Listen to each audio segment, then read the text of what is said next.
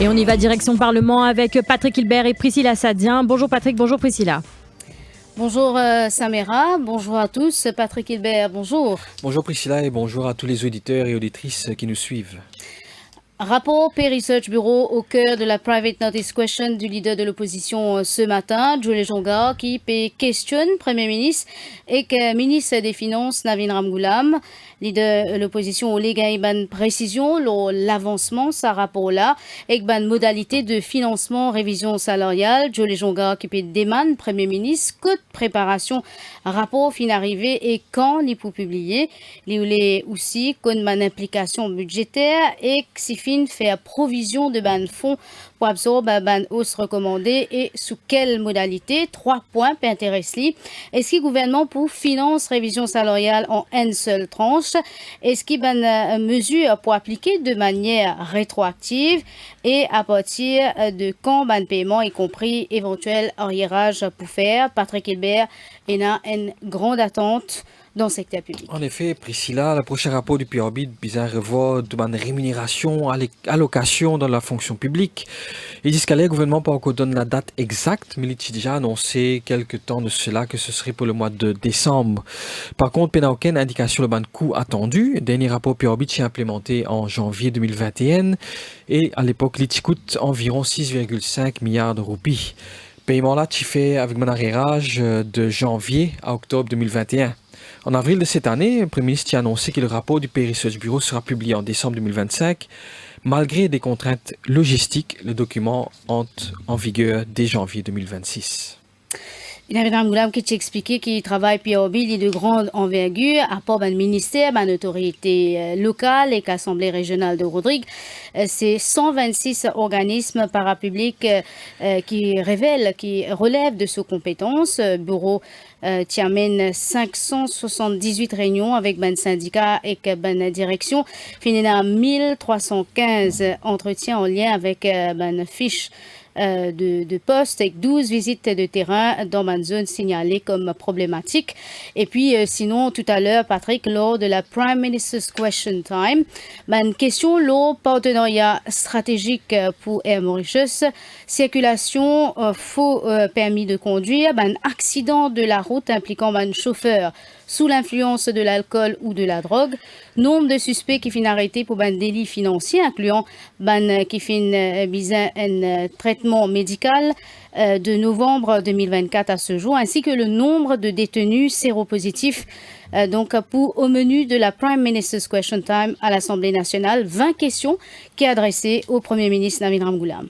Et c'est le député indépendant franco-kirin qui ouvre le bal des questions ce mardi. Il souhaite connaître la composition du conseil d'administration et les salaires des membres de la Côte d'Or International Race Course, ainsi que les frais imposés au MTC Jockey Club pour la saison hippique 2025, puis 2 questions relatives à la sécurité routière. Le député travailliste Faradomi pour une précision sur le nombre d'accidents ces 3 dernières années, impliquant des conducteurs sous l'influence d'alcool ou de drogue sans permis valide. Ensuite, question de Ovin Babaji, qui est axée sur la prolifération de faux PMI et l'introduction d'une licence biométrique. Faradomi pour revenir à la charge de enquête concernant les retraits en ligne non autorisés de compte bancaire à Maurice. Député travailliste Roshan Chuman a lui une question inscrite sur les frais payés à Grant Thornton de l'affaire Silverbank, alors qu'Adrien Duval, whip de l'opposition, peut envie connaître le progrès sur la proposition de partenariat stratégique entre Air Mauritius et Qatar Airways. Et là, nous vous prenons tout de suite la direction de l'Assemblée nationale pour suivre cette PNQ de Joe Lejonga, adressée au Premier ministre, le rapport P-Research Bureau.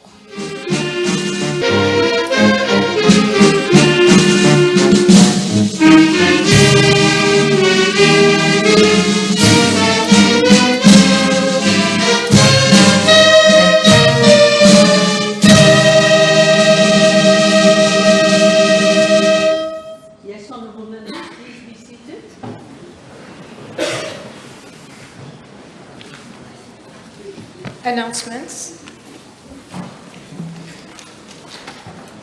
Yes, Honorable Prime Minister. Obituary.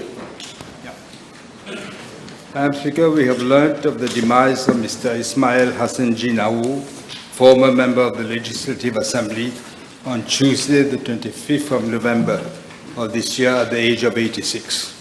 In 1983, Mr. Nawo contested the general election under the banner of the alliance MSM Travails in constituency number 3, Port-Louis-Maritime and Port-Louis, but he was not elected. He was, however, allocated a seat under the best weather system to serve the then Legislative Assembly. In 1984, Mr. Nawo was appointed as member to serve the Select Committee on Drug Addiction. He had some problems later regarding this issue. Madam Speaker, may I kindly request you to direct the Clerk of the National Assembly to convey the condolences of the Assembly to the members of the bereaved family of late Mr. Nawo. Thank you. Thank you. Honourable Leader of the Opposition. Thank you, Madam Speaker. Madam Speaker, on behalf of the Opposition, I wish to associate myself to the tribute paid by Dr. the Honourable Prime Minister to late Mr. Ismail Hassanji Nawo. And Madam Speaker, may I request you to direct the Clerk of the National Assembly to convey our deep condolences to the bereaved family. Thank you. Yes. Honourable Members, I associate myself with the tribute paid to the memory of late Ismail Hassanji Nawo, former Member of Parliament, by Dr. the Honourable Prime Minister and the Honourable Leader of the Opposition, and I direct the Clerk to convey the deep condolences of the Assembly to the bereaved family. Yes, Honourable Members, I have an announcement. Honourable Members, on the 29th of November 2024, you elected me unanimously as Speaker of the National Assembly. And last Saturday, therefore, I could mark my 1 full year in this position. Last Tuesday, I had to suspend the sitting as the aggressive behaviour of some members had reached its peak after I had already given 2 warnings that I would do so if there was no order in the chamber. I learned in the meantime that Honourable Adrien Duval accused me of being partial. He did this on Top FM radio. On his Facebook page, which I read, he said that I was trop souvent dépassé par les événements. Indeed, a journalist of Top FM asked me for declaration, which I gave him very briefly, but I invited him to listen to my announcement, which I'm giving now. I accepted this post, Honourable Members, on the clear understanding that I would be totally independent. And I invite Honourable Duval to raise his objections here about my partiality by way of a substantive motion and not just lightly. You can see Standing Order 45, 40 bracket 5. He may not like the way that I have adopted for the past year. He's free to hold his opinions. But concerning the conduct of a speaker, there are rules. Now, Honourable Member, I want to refer to the incident which made me suspend the sitting. Everything is in a Hansard. By the way, now that we have direct broadcast, a very wide audience was also witness to the situation to see how it deteriorated. Any honourable member will by now have had the same amount of time as me to read the Hansard and to understand how things happened. The decision to suspend the sitting rather than order members out was mine. I fully stand by that decision, which is based on Standing Order 77, which gives me a wide power to regulate the conduct of business in the Assembly. I am not going to repeat negative decisions of the past by ordering members out or naming anyone, because the place of honourable members is in the House and not anywhere else. This applies to members on both sides of the House. And I count on all of you to help me to maintain the decorum of the House. Anyone who does not agree with what is going on is free to raise a point of order and ask for my ruling. But points of orders must respect the standing orders and rules of the National Assembly. May I refer honourable members to Standing Order 41. Further, may I also remind you, once more, that sometimes I need to take time to give a ruling precisely, as I must read the Hansard to understand clearly what happened. They say fools rush in where angels fear to tread. It is better to take time in order to be fair and make a proper decision, but my decision cannot be questioned. I also want to remind members that at question time, we need questions and not statements from honourable members. All the preliminaries are not permitted.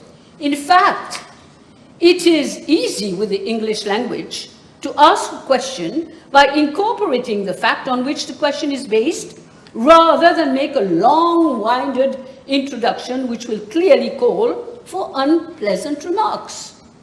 This applies again to both sides of the House. I will not allow long introductory remarks anymore. And if there's no need, and there is no need for members to give rulings as if everyone is a speaker in this House. Please let me do what I am here for.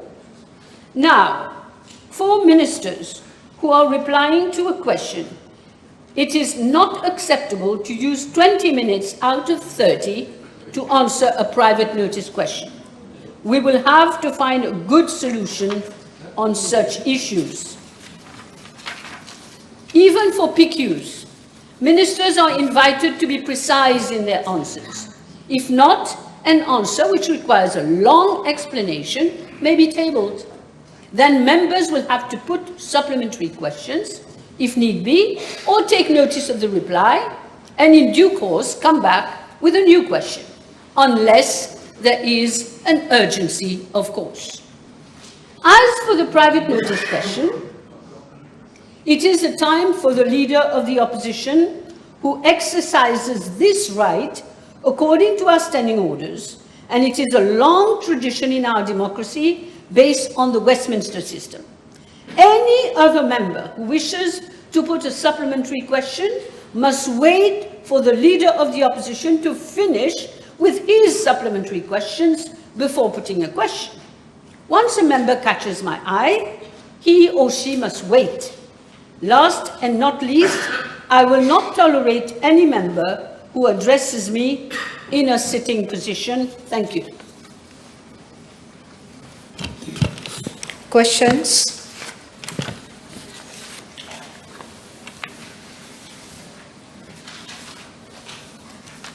Yes, Honourable Leader of the Opposition. Thank you, Madam Speaker. I was waiting for your go-ahead. Madam Speaker, I've given notice of the following private notice question addressed to Dr. the Honourable Prime Minister, Minister of Defence, Home Affairs and External Communications, Minister of Finance, Minister for Rodrigues and Outer Islands, whether in regard to the forthcoming Pay Research Bureau report, he will A, for the benefit of the House, obtain information as to where matters stand regarding the preparation thereof, indicating the expected date of publication, and B, state whether funds have been earmarked for the payment of the recommended salary increases, indicating 1, whether government will bear the cost at one go, 2, whether it will be implemented with retroactive effect, and 3, as from when payments will be effected, including arrears, if any. Thank you, Madam Speaker. Yes, Madam Speaker, with your permission, I shall reply to this question.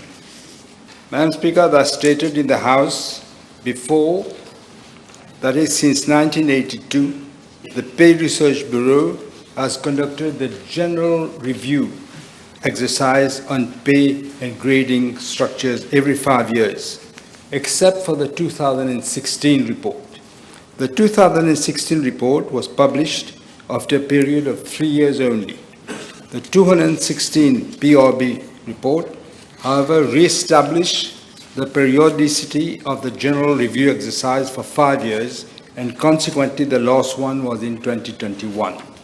I'm informed that preparation for the next report started in March 2023 according to a preset work plan.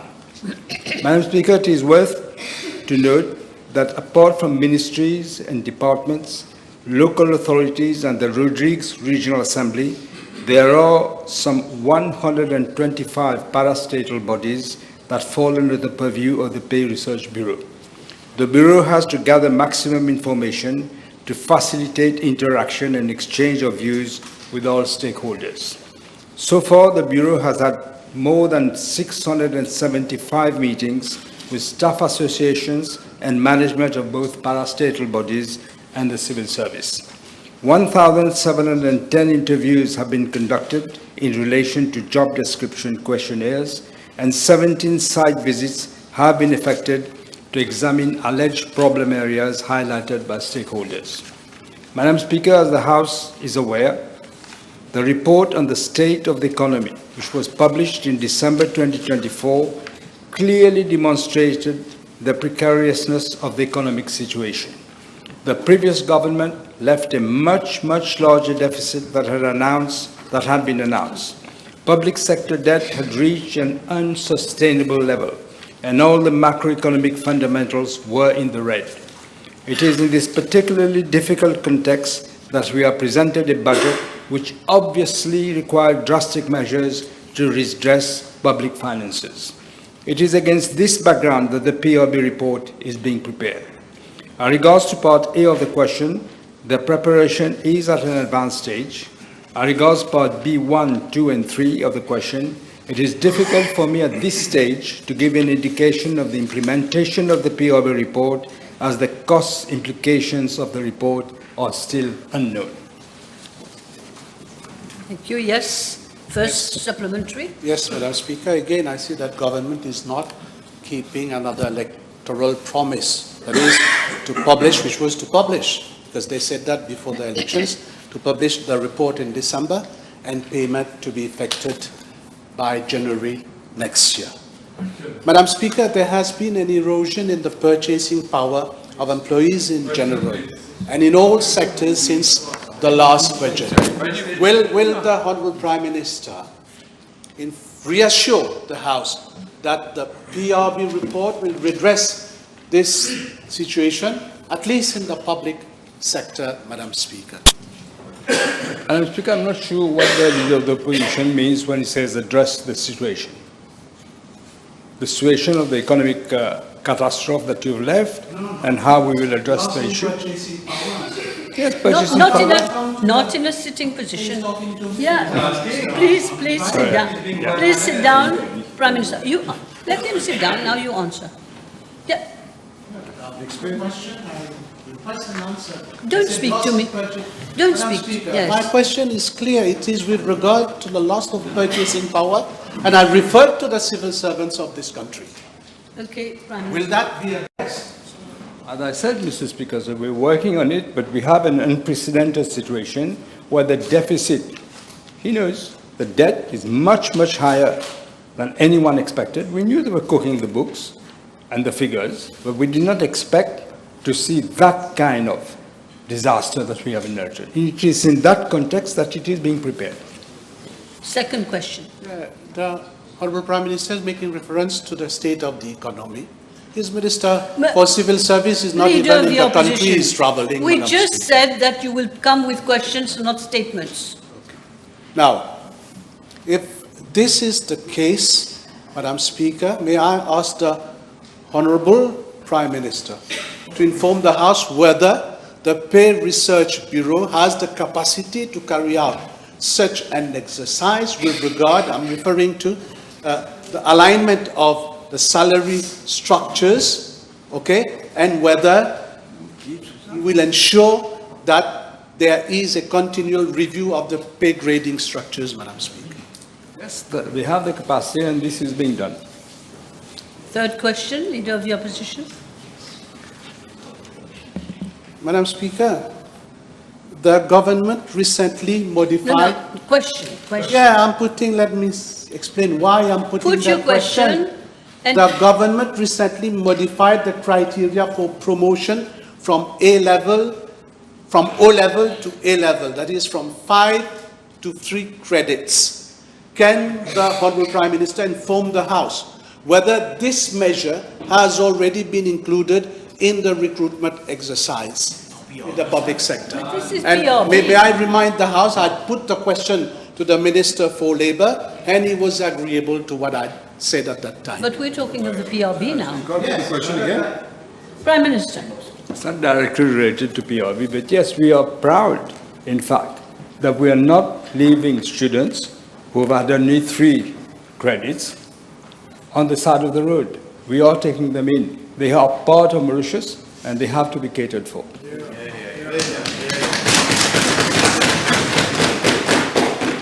Madam Speaker, as a gesture of solidarity towards those who are today facing difficulties in the country, can the Honourable Prime Minister confirm whether the salaries of elected members of this House will not be increased in the forthcoming PRB report? It hasn't been increased apparently since 2016. Nothing has been done for salaries. But as I said, we look at the context, and this is what we're working on. Madam Speaker, government has recently introduced measures to reduce the number of vehicles on our roads by the introduction of taxes on certain vehicles. Will government consider reviewing the facilities provided to elected members and their respective political nominees on duty-free cars and other accessories in order to reduce expenses in the country? You mean new ones, of course. Yes, new ones. I'm in very old one. Nothing to do with the PRB, but you might remind him that this, in fact, is the case. Except when it is essential, otherwise, no. Madam Speaker, can the Honourable Prime Minister confirm to this House whether the salary gap between the lowest earner, that is, for example, a general worker, and a permanent secretary will be reduced in the forthcoming PRB report? I'll just explain, Madam Speaker. Can you answer this, Prime Minister? Yes. Of course not, yes. But he heard. He heard. Yes, everybody heard. Yeah.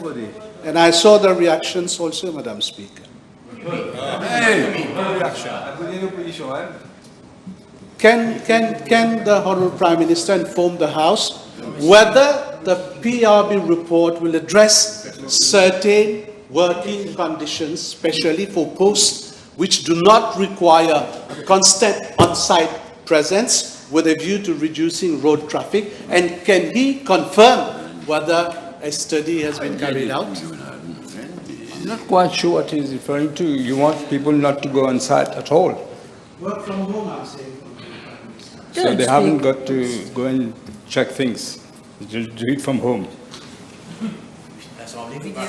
Do I understand, Prime Minister, that if work from home is possible, you have no objection? Yeah, of course not, but there are certain things that you have to go on site to see what is happening. Yes. Yeah, but that's why I'm saying whether a study... For this reason I'm asking whether a study has been carried out, Madam Speaker. Has there been a study, Prime Minister? Has there been a study? We don't need a study. This is being done worldwide, in all democracies. I hope the Honourable Leader of the Opposition, I'm not saying we can do National Assembly from home. We have to be here. We have. Yeah, COVID was an exception. Honourable Leader of the Opposition, today you're speaking from a sitting position. You don't normally do that. This is an important issue, Madam Speaker. Normally you Now, respect me. Can the Honourable Prime Minister inform the House whether the forthcoming PRB report will address the lack of interest of our youth for jobs in the public sector? This has nothing to do with the PRB report, Madam Speaker. The PRB report is, as I said, from 1982 is going on, and even when you were in government.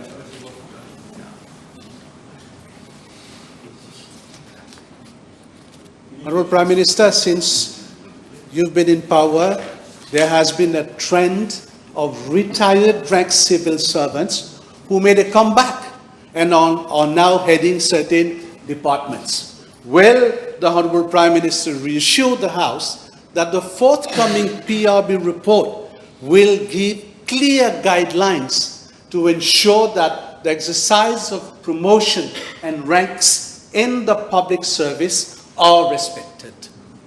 They're always respected, except we do take people on contract where we feel we need very able people because of from the last 10 years. Go and see how promotions were made in the civil service.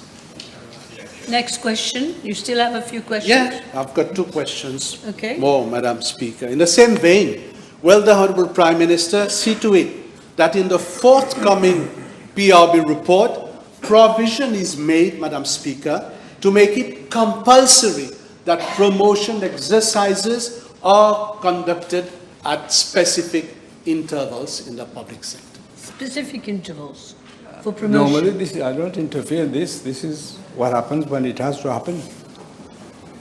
Yes. Yes, one last question.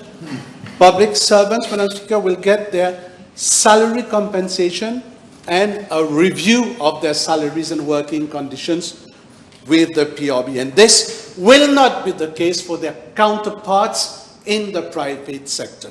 Will the Honorable Prime Minister at least consider to make it mandatory for remuneration orders to be reviewed at least once every 5 years, as is the case in the public sector, Madam Speaker? Madam Speaker, we don't take decisions in isolation. Let me remind the Honourable Leader of the Opposition that our sovereign rating is at the lowest grade, Moody's, Baa3.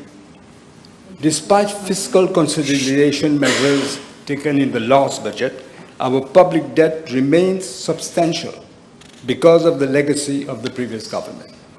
This is what we have to deal with. Our sovereign rating is clearly at a tipping point. Moody's is still watching.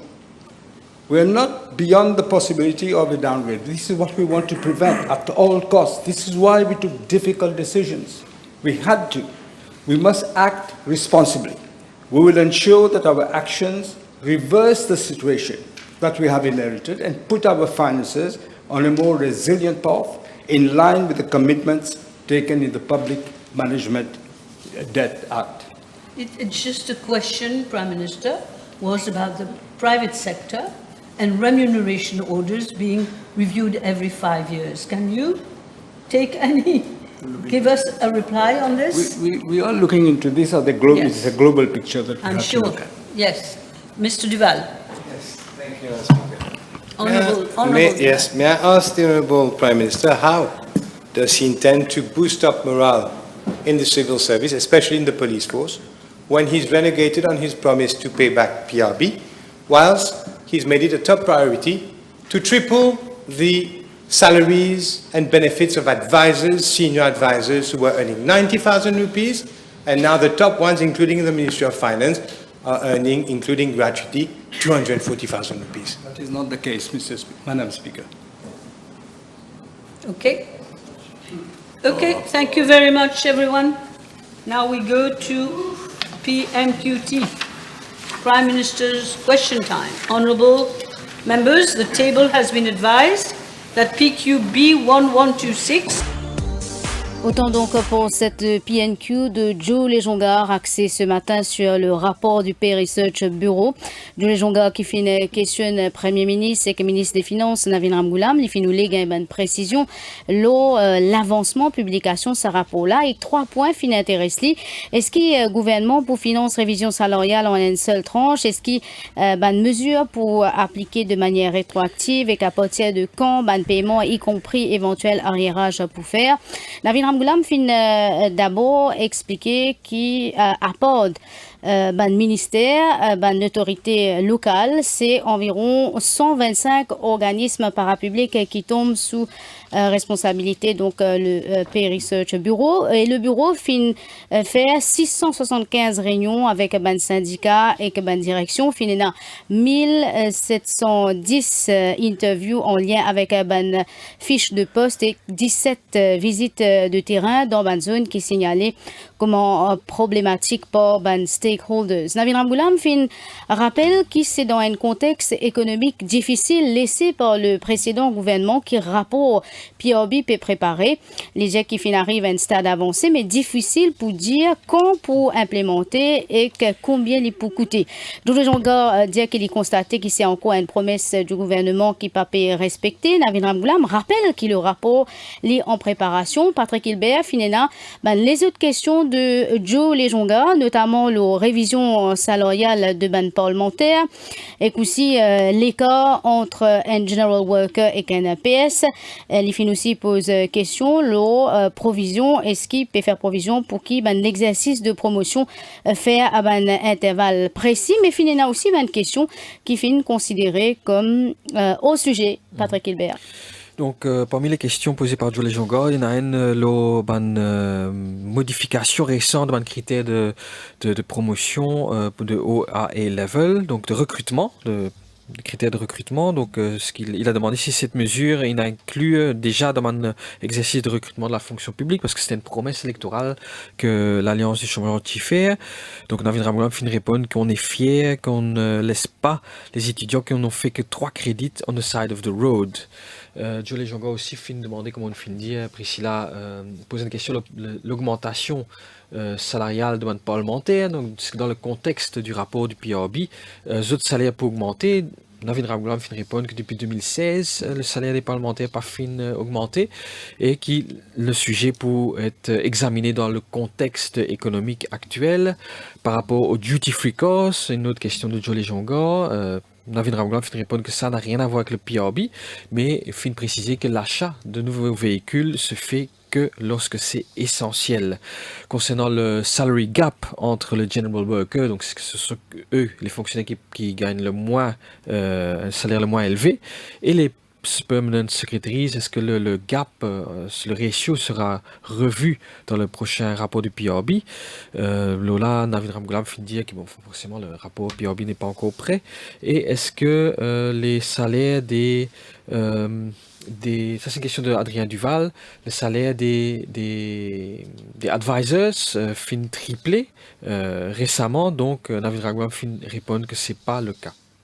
Oui, alors un peu plus bonnet, Patrick Hilbert, la speaker de l'Assemblée nationale, Madame Zifra, fin revient la suspension de l'Assemblée nationale mardi dernier. Lydia qui Adrien Duval fin accuse d'être partial en radio et Lydia lui demande député bleu faire une motion en ce sens à l'Assemblée nationale.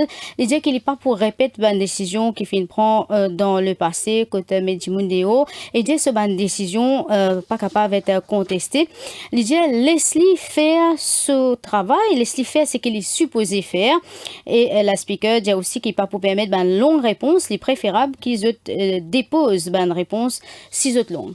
Donc, il rappelle que le 29 novembre, donc samedi dernier, il fête sa première année au poste de speaker de l'Assemblée nationale. Il comment dire, revient la suspension de la séance la semaine dernière suite à une brouhaha. Donc, il finit dire qu'il préfère suspendre plutôt que de mettre des parlementaires dehors, parce qu'un parlementaire sur place, c'est dans l'hémicycle et c'est pas en dehors de l'hémicycle. Donc voilà, en gros, oui. Oui, et sinon, un petit peu plus bonnet, donc, fin rendre hommage à Ismaël Assenji Naour. Voilà. Donc, les fins élus en 1983 en tant que best loser et ensuite en 1984, les membre du Select Committee sur le drug addiction. Alors, nous revient un peu plus bonnet la séance de la PMQT. Peut-être là, Patrick, également à l'agenda aujourd'hui, le Road Traffic Amendment Bill qui prévoit l'introduction du permis à points qui peut présenter en première lecture à l'Assemblée nationale. Donc le Road Traffic Amendment Bill prévoit 33 infractions avec des amendes doublées pouvant atteindre 500 000 roupies, suspension automatique du permis dès 15 points accumulés. Le Conseil des ministres donne son feu vert vendredi dernier pour l'introduction du projet de loi à l'Assemblée nationale. nationale. Donc le projet de loi fin publié sur la page du Parlement, de la National Assembly, vendredi dernier, vendredi soir. Donc, pour passe aujourd'hui en première lecture. Donc le débat, normalement, c'est pour la semaine prochaine. Et puis aussi, le projet de loi prévoit en cas de disqualification, le chauffeur devra obligatoirement suivre un cours de réhabilitation. Et le Law Practitioners Disciplinary Proceedings Bill pour faire l'objet de ban débat. Ce projet de loi, me rappelle-vous, simplifier, clarifier ban procédure disciplinaire concernant ban avocat. Autant donc pour le compte rendu de cette PNQ capable de suivre en ce moment même sur nos pages Facebook défimedia.info la séance de la PMQT.